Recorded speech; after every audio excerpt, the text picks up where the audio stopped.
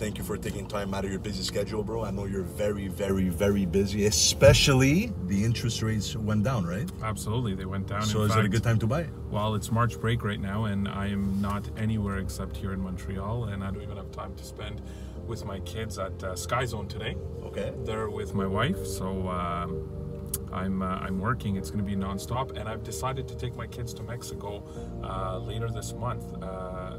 Around my birthday, actually. My birthday's Let's talk about that coronavirus. Yes. Right? People are panicking right now.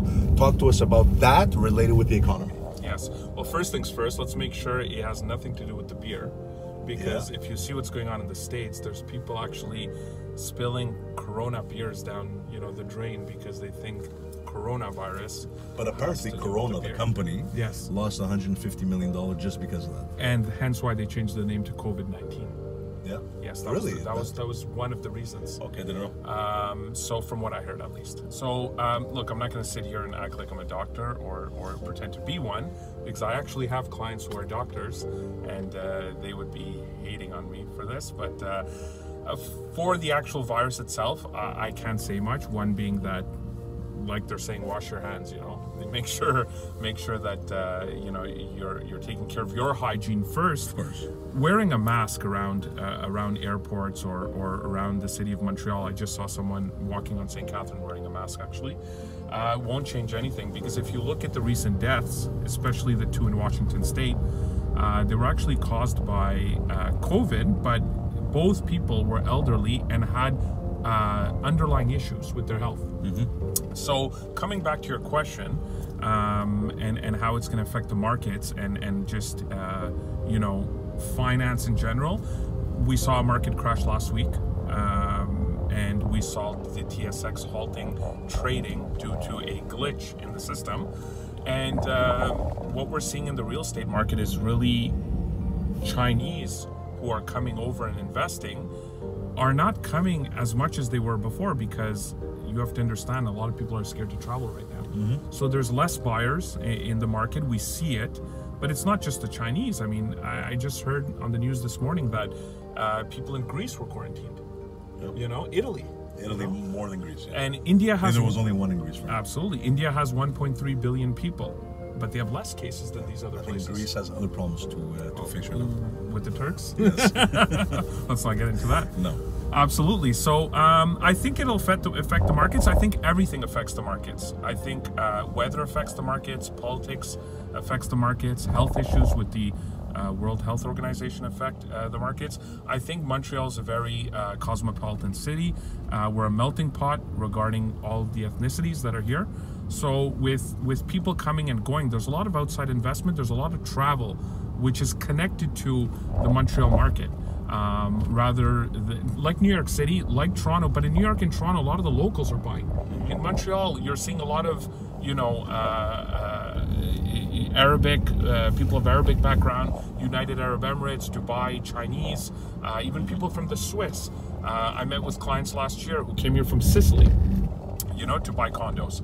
So I think it will affect, but I don't have a crystal ball, so I won't say for sure. Yeah. Thank you for sharing your opinion. Thank you. Right. Now let's talk about the Montreal market right now. Now we do, obviously, for the people that are watching this episode and multiple episodes, yes, we had a couple of very successful and educated realtors sitting where you're sitting right now. Yes. Right? And everybody has different opinions. Absolutely. Your niche, correct me if I'm wrong, is new construction, right? Yes.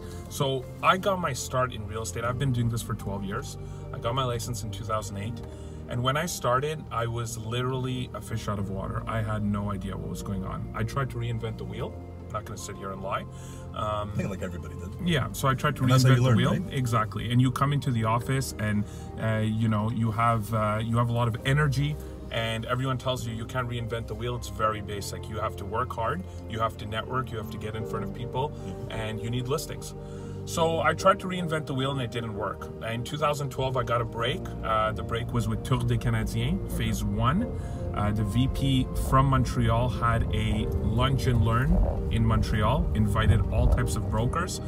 Some showed, some didn't. I was one of the ones that showed. In fact, I was thinking of not showing but my wife called me and said, you better be at that lunch because 1, you're a diehard Habs fan, 2, you're a realtor, and you're invited. And you cannot say no to your wife because happy wife, happy life. Absolutely. Actually, you know what? I live by that motto. So basically what happened was I went to the Lunch and Learn, and they gave everyone a lanyard with a pass, and it said VIP agent on it.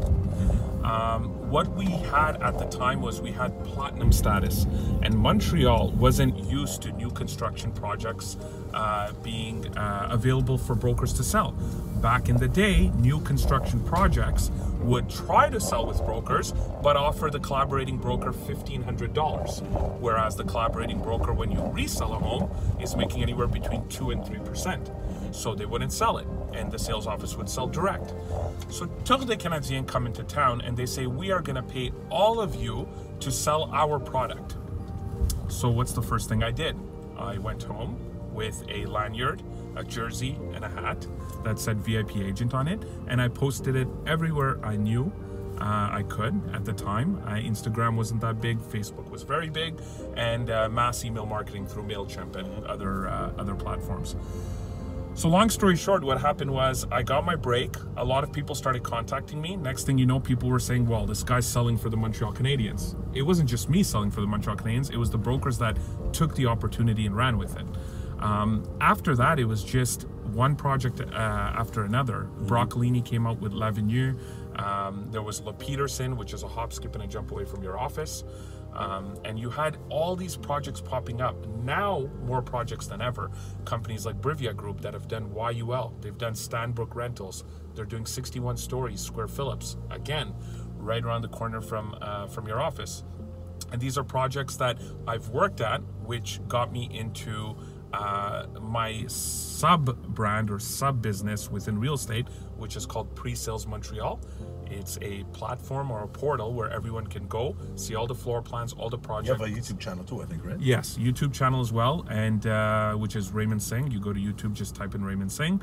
And Pre-Sales Montreal, which is basically a platform where you could see every new construction project that I work on and I believe in, because there are some that I don't believe in. So I would say 70% of my business is new construction and condos, 30% is resale in the suburbs and in downtown. That will change because I don't think that we're going to see towers going up in cranes on every corner for much longer. Very true. Sounds like Toronto, right? Absolutely. Toronto's booming, apparently. There's the prediction in the next few years there's going to be 9 million compared to 5. Yes, 9 million, and you're lucky to get a good condo at $1,500 a foot there, which was the price in Manhattan about 15 years ago. Crazy. So Toronto is the New York of Canada. And Montreal and Toronto are seeing the Manhattanization of its downtown cores. So what I think is going to happen is, I think in Montreal, since we're on an island, and there's only so many parking spots or parking lots to go around. And the thing we have in Montreal is we have heritage buildings, right? So the heritage buildings can't be torn down. So either you maintain the facade, like Broccolini is doing in Old Montreal right now at 628, or you don't build there. So we have a lot of red tape that we have to work around, including Montreal. You can't build higher than Montreal. Do you think there's going to be a correction very soon? I do not think there's going to be a correction in Montreal. I think that in Montreal what's happening is Montreal is tea and Toronto and Vancouver is coffee. So when you have a coffee, you go like that. When you have tea, you kind of go like that, right? So in Montreal, I think what's going to happen is we're going to see steady increase, and then like in the mid to late 2000s, there's going to be a plateau. Okay. This is what I feel. You've had a lot of educated and very experienced real estate brokers that have been, sitting in this car in your studio that might think otherwise, but this is my opinion. Yeah, exactly. I don't really see a correction year. I see stability. I see us plateauing off, and what plateauing means is the years of 1 to 3% increase in value with more listings on the market and less buyers, rather than 8, 9, 10% increases in market value like we've seen in the condo market over the last 18 months. And I noticed that you're expanding, or you're selling a lot in the suburbs like Valleyfield and so on and so on. Yes. What do you think about that market? So I personally live very far from downtown. I live in Vaudreuil. Okay, so I grew up in DDO and I live in Vaudreuil now. So Vaudreuil is a suburb. It's actually one of the fastest growing suburbs in all of Canada. And it's 45 minutes approximately without crazy traffic from the downtown core where we are right now. Vaudreuil is booming because Vaudreuil is what Distran and what Centropolis and Laval was in the early 2000s. Okay, so what's happening in Vaudreuil is the hospital's coming. It's been confirmed between 2026 and 2028. We are seeing malls popping up. We're seeing restaurant chains, very popular restaurant chains that have taken off recently in Montreal, opening shop there. So when these big companies are going into areas like Vaudreuil and they're setting up shop, there's a reason to it. Just like there's a reason why companies like Broccolini invest millions and millions of dollars to build towers in the downtown core. It's because they know the numbers, they've done their research, and there's something to it. So Vaudreuil is booming. The suburbs past the West Island is booming, and another reason for that is because areas like the West Island are now becoming very unaffordable. Especially with the REM, right?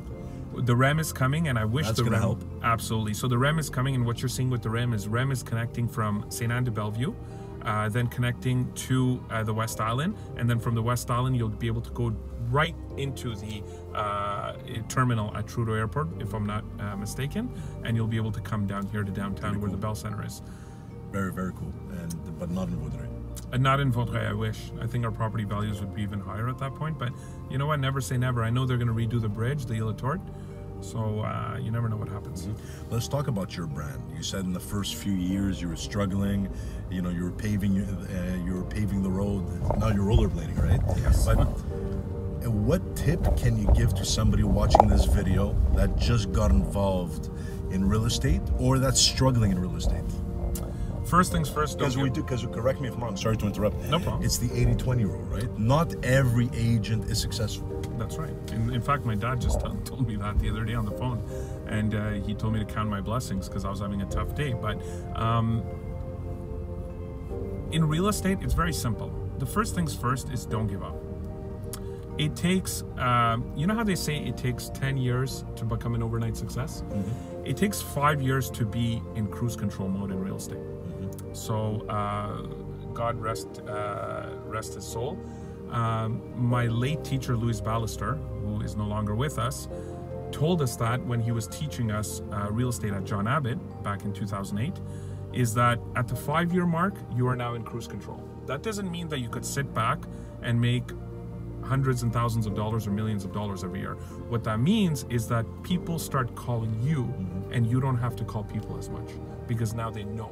They know Jimmy is the guy to sell properties on St. Catherine Street, or they know Raymond's the guy to sell my penthouse or my single family home out in the suburbs.